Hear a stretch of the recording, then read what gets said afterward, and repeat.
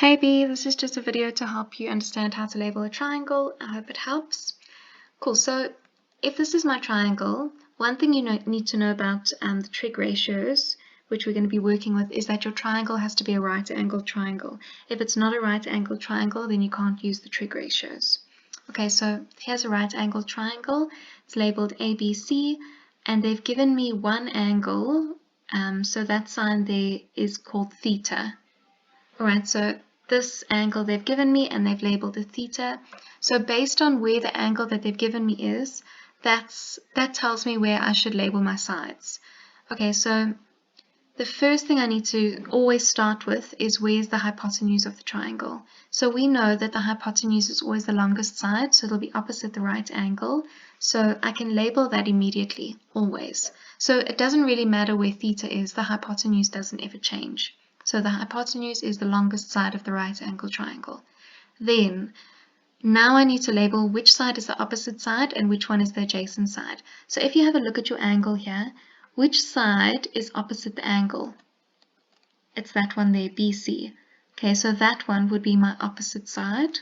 So that's opposite the angle. And then obviously the last one that's not labeled, that would be adjacent, which just means next to.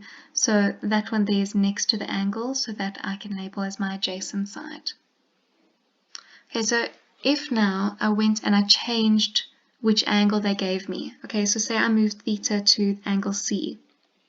Okay, my hypotenuse doesn't change. My hypotenuse is still opposite the right angle.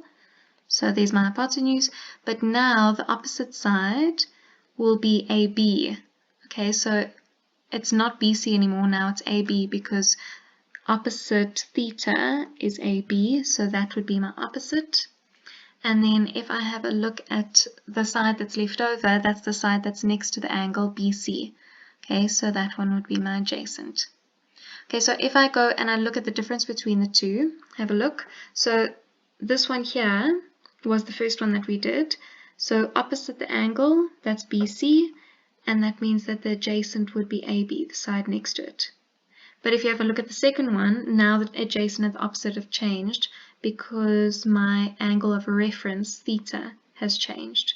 Okay, so I hope that helps. I can do another video if I need to explain anything else, let me know.